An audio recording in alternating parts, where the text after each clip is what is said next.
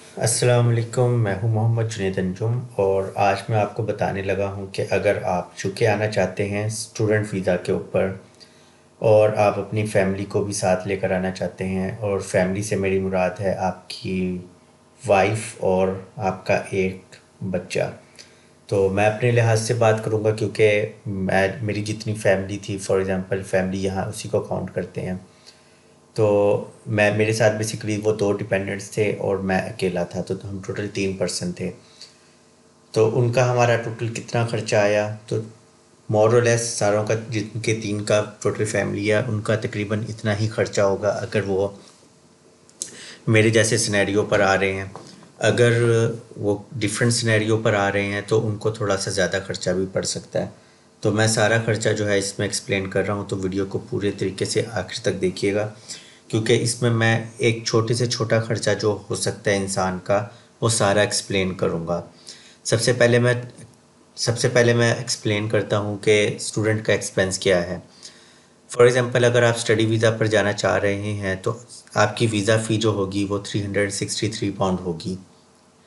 और आपको जो अपने लिए मनी शो करवानी है, अगर आप फंडेड स्टूडेंट नहीं हैं, तो आपको, अगर आप लंदन के अंदर रहना चाहते हैं, यानी कि आपकी यूनिवर्सिटी लंदन के अंदर है, तो आपको 1334 पाउंड पर मंथ के लिहाज से शो करवाने पड़ेंगे 9 महीनों के लिए। और अगर आप आउटसाइड लंदन स्टडी कर रहे हैं तो आपको 1023 पाउंड एक महीने के शो करवाने पड़ेंगे, वो भी 9 महीनों के लिए। इस फॉर अप टू 9 मंथ्स का क्या मतलब है कि आप 1334 पाउंड को 9 से मल्टीप्लाई कर देंगे और फिर जो अमाउंट बनेगी उतने अमाउंट आपने अपने अकाउंट में रखने होंगे, और कम से कम 28 दिन के लिए वहाँ उसमें पड़े रहें। और इसके अलावा अगर आप फंडेड स्टूडेंट नहीं हैं तो आपकी जो यूनिवर्सिटी की फ़ीस है वो आपको इसके अलावा पे करनी है, जो भी आपके कैश के ऊपर लिखी हुई है। तो ये बेसिकली आपका बेसिक एक्सपेंस है। लेकिन अगर आप फंडेड स्टूडेंट हैं तो ये जो आपका पोर्शन है फाइनेंशियल रिक्वायरमेंट वाला, ये ख़त्म हो जाएगा। आप जस्ट स्पॉन्सरशिप लेटर शो करवाएंगे और आपको कोई भी स्टेटमेंट शो नहीं करवानी पड़ेगी। मैं सिर्फ़ और सिर्फ इस फ़ीस की बात करता हूँ क्योंकि मैं फंडेड स्टूडेंट था तो मुझे इसको शो नहीं करवाना पड़ा। तो मेरी जो यूनिवर्सिटी थी वो भी आउटसाइड लंदन है, यानी कि मैं मैनचेस्टर में हूँ। तो बेसिकली मुझे जो है 363 पाउंड्स पे करने पड़े वीज़ा के, जो आज के रेट के मुताबिक तकरीबन 1,37,985 रुपीज़ बनते हैं। इसके अलावा आपके हेल्थ चार्जेस, फॉर एग्ज़ाम्पल अगर आप हैं 3.5 ईयर्स की डिग्री के लिए, जिस तरह की मेरी डिग्री जो है 3.5 साल की है, तो मुझे जो है हेल्थ सर्च चार्जेस जो है जो 2115 पाउंड बनते हैं, जो कि मैंने इनकी वेबसाइट पे कैलकुलेट किया। अगर मैं 3 पर्सन हूँ तो मुझे ज़ाहिर बात है ये फ़ीस 3 पर्सन्स की शो शो नहीं करनी बल्कि पे करनी है। शो तो आपने स्टेटमेंट करनी है। तो आज के रेट के मुताबिक जो 6345 पाउंड हैं वो तकरीबन बनते हैं 24,11,892 रुपये।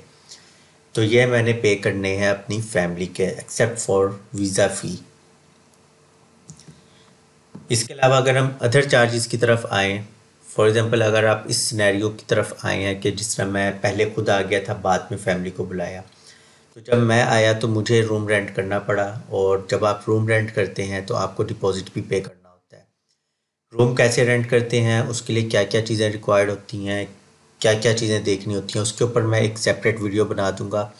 इस वीडियो में सिर्फ़ और सिर्फ मेरा फ़ोकस है आपका एक्सपेंस कितना आ सकता है। मैं आपको एक एस्टिमेशन दे रहा हूँ ताकि आपके ज़हन में एक आइडिया हो।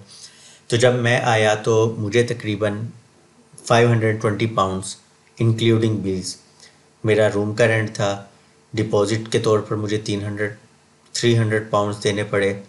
और बेसिकली जो आपका डिपॉज़िट होता है ये रिफ़ंडेबल होता है, यानी कि जब आप रूम को छोड़ कर जाते हैं तो वो आपको वापस हो जाता है।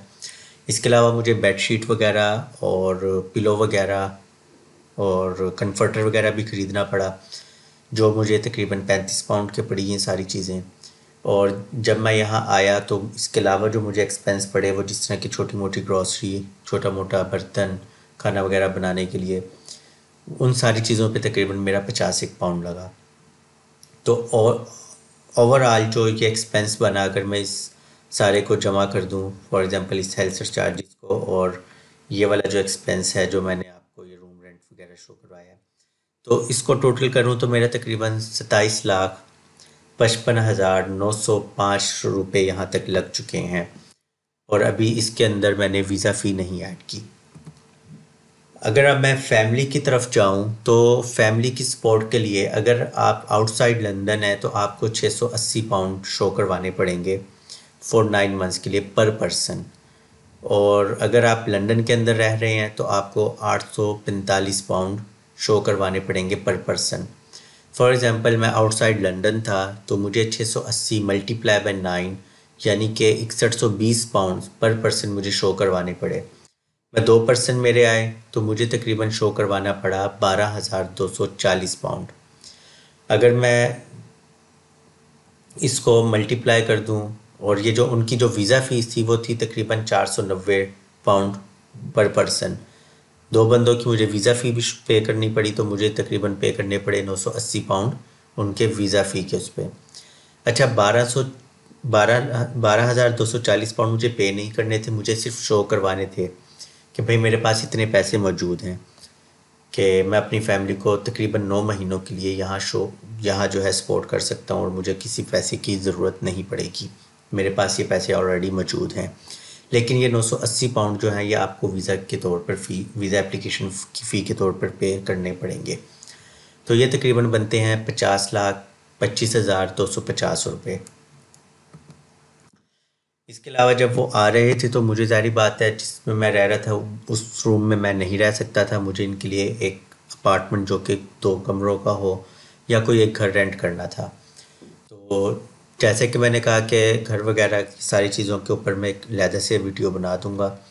तो मुझे जो है तकरीबन 3,011 पाउंड पे करने पड़े रेंट की मद में, और 836 पाउंड मुझे डिपॉजिट की मद में पे करने पड़े, जो कि तकरीबन बनते हैं 14,62,340 रुपीज़। तो ये हाउस रेंट और डिपॉजिट की मद में उनके आने से पहले मैंने पे किए, हाउस सिक्योर किया। अब इसमें और भी खर्चे हो सकते हैं, फॉर एग्ज़ाम्पल कहीं आपकी अगर किसी के साथ बार्गेन होती है कि वो आपका लैंडलॉर्ड है वो 6 महीने पे मांगता है, और कईयों के साथ मैंने ऐसा होता देखा है कि वो 6 महीनों का डिपॉजिट 6 महीनों का रेंट वन गो में जो है पे करते हैं। अगर ये सिनेरियो तो जारी बात है आप अपने रेंट को 6 से मल्टीप्लाई करके प्लस डिपॉजिट करके वो जमा करवाएंगे। और अगर आपको मंथली में हो जाता है या आपकी लक है, तो मैं आपको अपने लिहाज से बता रहा हूँ कि मैंने कितना पे किया और इतना एक्सपेक्टेड हो सकता है। तो मैंने इतना पे किया 3 मंथ के लिहाज से अपफ्रंट दिया और 836 पाउंड का डिपॉजिट दिया, और मेरा 1 साल का कॉन्ट्रैक्ट था मिनिमम इनके साथ। इसके अलावा आपका जो खर्चा है वो एयर टिकट्स का है। मुझे जब मैं आ रहा था तो मुझे टिकट पड़ी थी तकरीबन 1,85,000 की। मैं बेसिकली चाइना से यहाँ आया था तो मुझे वहाँ से थोड़ी सस्ती पड़ी थी, और मेरे पास टाइम भी काफ़ी था यहाँ आने से पहले, तो मैंने थोड़ी सी अर्ली बाय कर ली थी इस वजह से भी मुझे थोड़ी सस्ती पड़ी थी। अगर आप फैमिली की बात करते हैं तो फैमिली की मुझे 1,300 पाउंड की टिकट्स पड़ी, जिसमें मेरी वाइफ और मेरे बेटे की टिकट शामिल थी, यानी कि दोनों की कंबाइनली मुझे 1,300 पाउंड की पड़ी। और ये अगर मैं इनको पाकिस्तानी रुपीज़ में कन्वर्ट करूँ तो ये बनते हैं 6,89,162 रुपये। अगर मैं अब इन सारों को सम अप कर लूँ, जितना भी हमारा वीज़ा का एक्सपेंस लगा और हेल्थ सर चार्जेस का लगा, रूम के रेंट के ऊपर लगा, तो ये तकरीबन बनते हैं 1,60,644। अच्छा, ये सारा का सारा एक्सपेंस है जो कि आपका लाजमी लगता है, ठीक है, जो कि शॉर्ट है। इसके अलावा अदर एक्सपेंस भी होते हैं। फॉर एग्ज़ाम्पल आपने वीज़ा अप्लाई करना है तो आप VFS ग्लोबल के थ्रू अप्लाई करते हैं। वैसे आप वहाँ फ्री की अपॉइंटमेंट भी मिल जाती है, लेकिन अगर आप प्रायोरिटी सर्विस लेना चाहते हैं तो आपको 250 पाउंड्स पर पर्सन प्रायोरिटी के चार्जेस देना पड़ेंगे।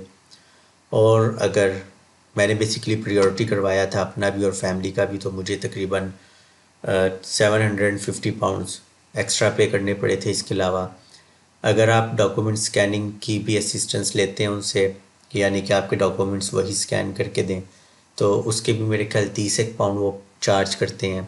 तो मैंने अपने अभी और अपनी फैमिली के डॉक्यूमेंट असिस्टेंट फ़ी भी उन्हीं से मतलब असिस्टेंस ली थी, यानी कि डॉक्यूमेंट उन्हीं से स्कैन करवाए थे। तो वो भी मुझे तकरीबन 90 पाउंड एक्स्ट्रा पड़े थे। तो वो भी एक्सपेंसेस में ऐड हो जाएंगे।